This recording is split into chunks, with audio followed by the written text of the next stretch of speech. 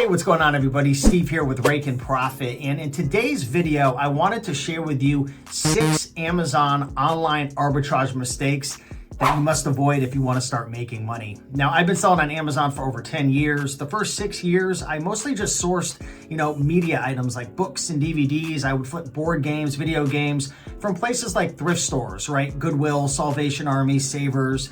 And then I hit a lot of library sales. I would go to flea markets, Facebook Marketplace. But after about 6 years, that was, 4 years ago, I moved on to buying items from eBay and flipping them on Amazon. Now, that's known as online arbitrage, buying items online from the comfort of your home and then flipping it back on Amazon. There's a lot of different forms of online arbitrage. It could be, Amazon to Amazon flips, buying books from Amazon and then reselling them back on Amazon.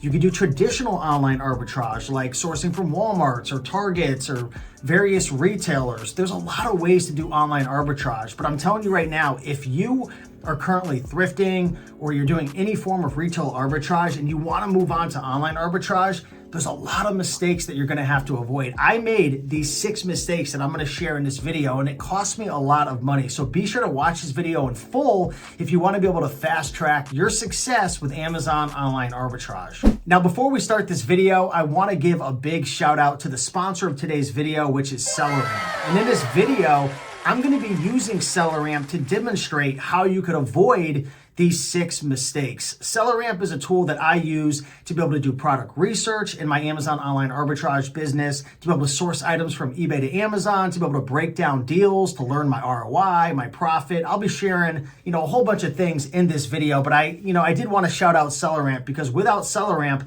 I never would have been able to grow my Amazon business to the levels that I've grown them to. I mean, in the last year alone, I've done over $700,000 in sales and about $175,000 profit. So with that being said, be sure to smash that like button and let's dive into these 6 mistakes you must avoid if you want to start making money with online arbitrage on Amazon.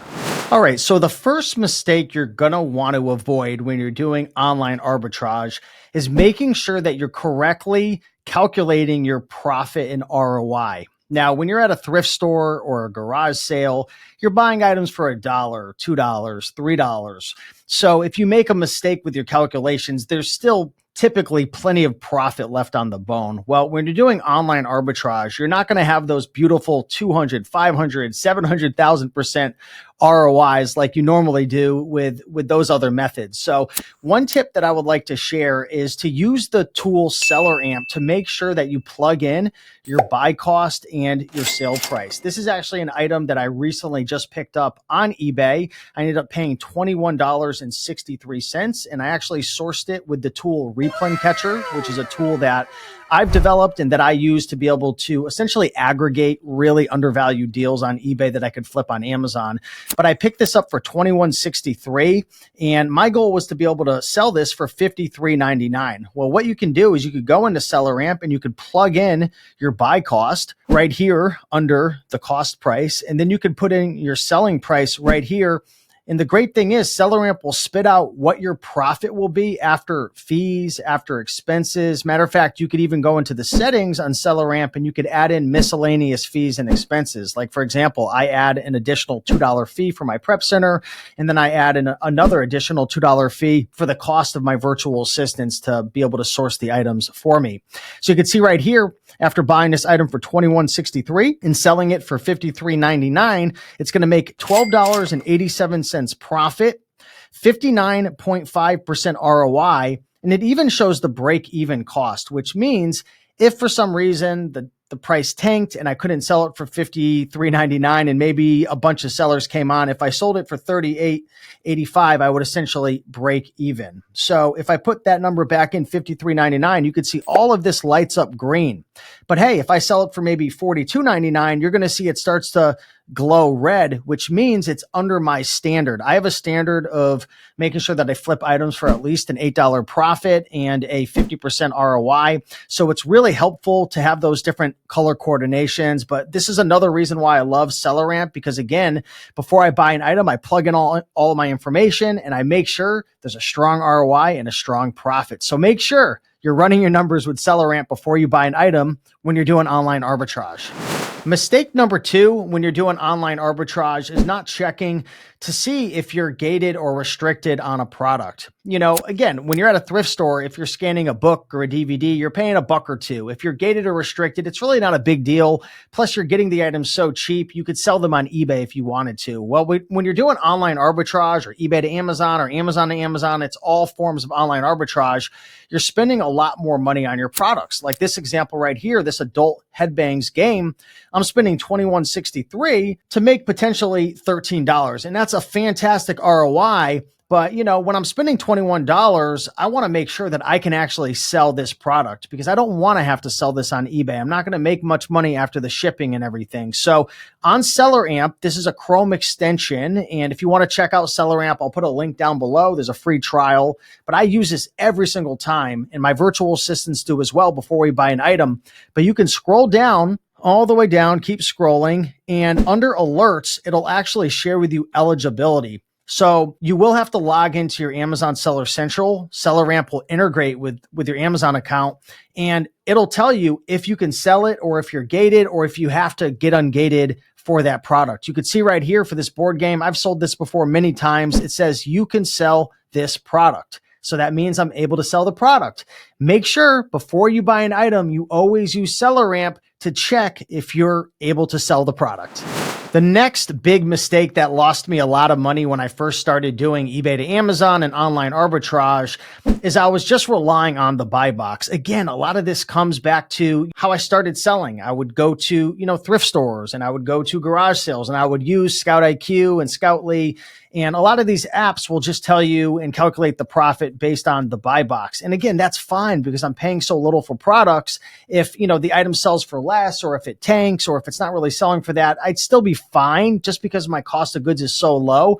But when you're doing online arbitrage, you don't want to just rely on what the buy box is. And matter of fact, this product right here, it doesn't even have a buy box. It's a suppressed buy box, which happens sometimes on products that are maybe like not super popular. I mean, this board game right here is only a 275,000 rank, only 10 sales a month. For some reason, the buy box is currently suppressed. Although if you take a look down here, and this is the tip, make sure that you look at Keepa. Now, you could download Keepa and you could pay, you know, $22 a month. Or if you're using SellerAmp, SellerAmp actually has a built-in Keepa chart that you can see right here that's associated with the product that you're looking at on Amazon. So if you take a look right here, you can actually change the chart. It's dynamic from 7 days to 30 days to 90 days, 180 days. I typically look at 180 day to a 365 day chart when I'm analyzing products. And what I'm looking for is I'm looking for the selling history of, you know, of the buy box. And you could see this pink line on the Keepa chart. You could see consistently, this is selling for around 45, sometimes as low as 40 back here in like mid-January, but consistently it's selling for around $50, $45 to $50. Now, sometimes the buy box might say $69.99 or $72.99, and that looks great and that's all dandy. And, you know, that's a lot of potential profit, but I'm putting quotes around it because a lot of times in the past, when I first started, I would spend $40 to sell an item for $80 because the buy box was at $80, but I didn't do my research. I didn't dive into the Keepa chart to take a look at the history, right? To really define the true intrinsic value of the product. So again, you could use Keepa right here on your screen, or if you don't have Keepa, you can use SellerAmp. It's built in the Keepa chart and you could take a look to really get a good idea of what the item's actually going to sell for. That's one of the most important things to do before you buy an item. Now, mistake number 4 when you're doing online arbitrage on Amazon, and I made this mistake a lot of times in the past, is I would really focus on the buy box price, right? Similar to what I was talking about in the last mistake.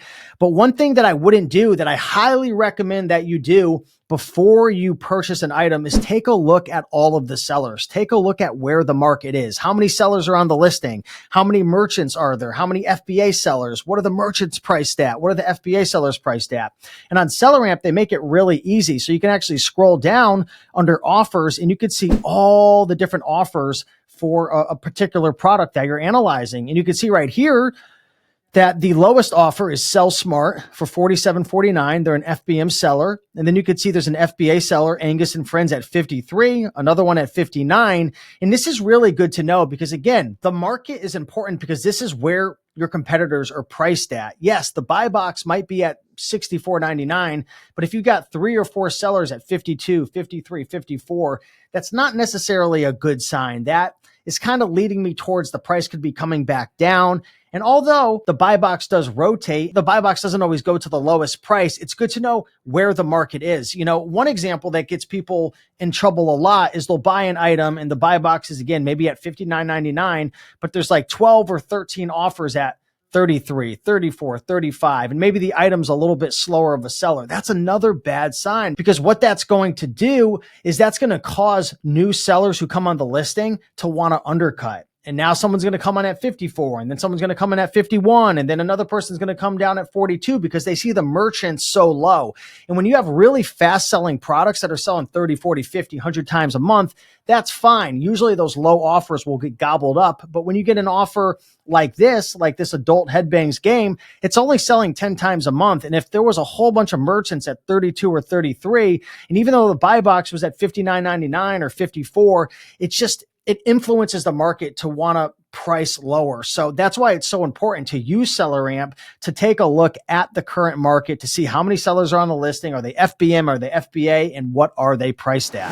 If you watch a bunch of my videos, or you ever watch like some of my live sourcing videos where I go in and I live source from eBay to Amazon using the Replen Catcher tool, which is the tool that I use to source items from eBay to Amazon, you're going to notice that I'm not only looking at the offer count, right? Like I just talked about how many FBA, how many merchants, what are they priced at? I'm not only looking at the buy box, but one thing that I'm doing, this is a mistake that I made a long time ago, is I wouldn't look at the previous buy box statistics. And you can do this very easily on Keepa, or you can actually do this on SellerAmp. So you can actually scroll down and they have a really neat little tool that's called the buy box analysis.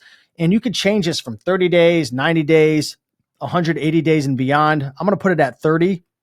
And essentially what it's going to share with you is the percentage that other sellers are winning the buy box. And you can actually scroll over it and you can see what price they've been winning the buy box at, what's their rating count.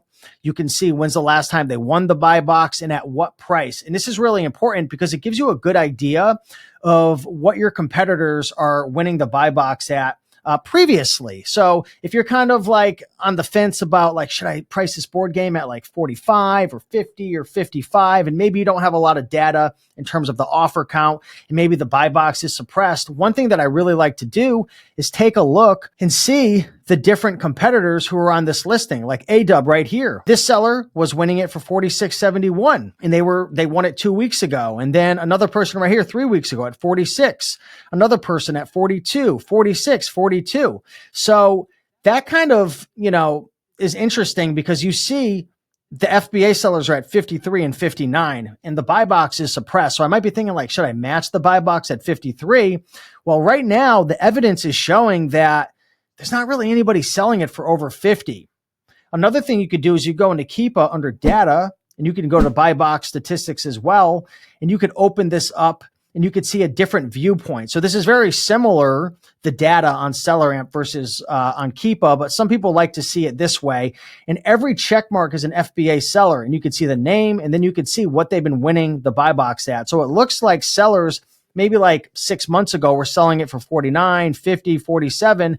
But take a look here. You can see from this data that these items aren't really selling for 52, 53, 54. At least there's no history of the buy box being won at that. So this is very, very interesting to be able to look at. And again, you can see this on the Keepa chart right here as well, that this pink line, which is, the new buy box, is really only winning it for about 48 and sometimes up to $50. So a really, really big tip that I could recommend is to go into SellerAmp's buy box analysis, right? And take a look at who's winning it, how often. If Amazon's on the listing, you can see if they're hogging up the buy box or not.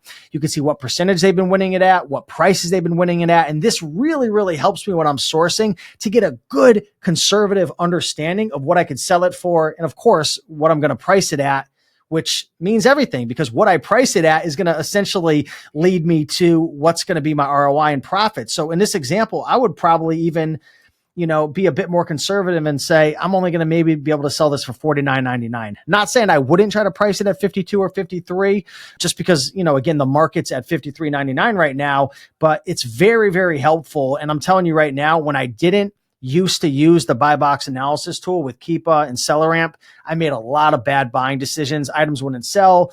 Things wouldn't sell for what the buy box was. And I couldn't understand why. I wasn't looking at that data. Super duper important.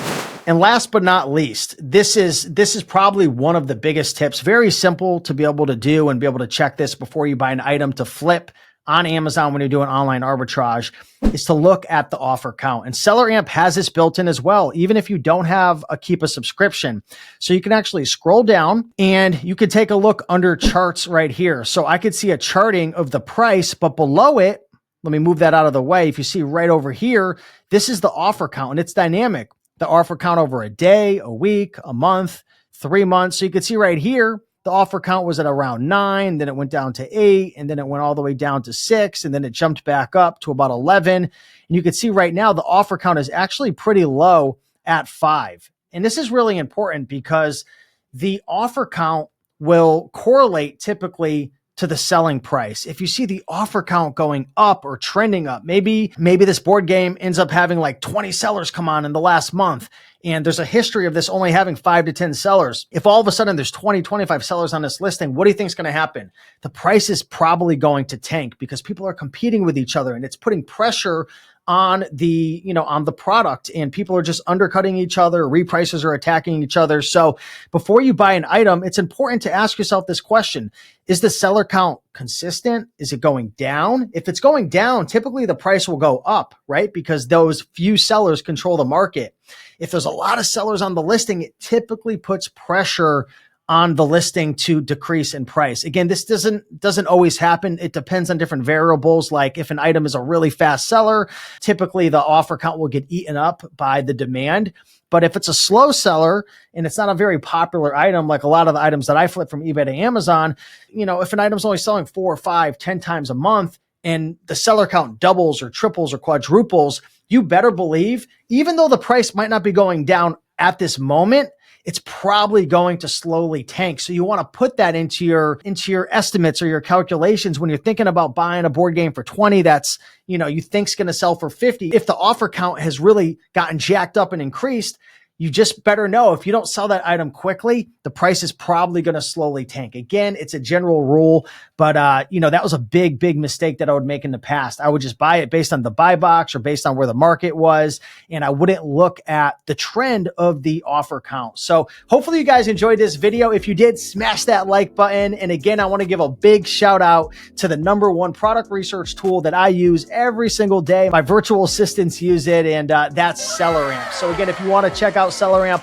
I'll put a link down below. And if you have any more questions about online arbitrage or eBay to Amazon flipping, ask a question down below and I am happy to answer it in the comments. All right, guys, have a beautiful day and thanks for watching. Much love. Bye.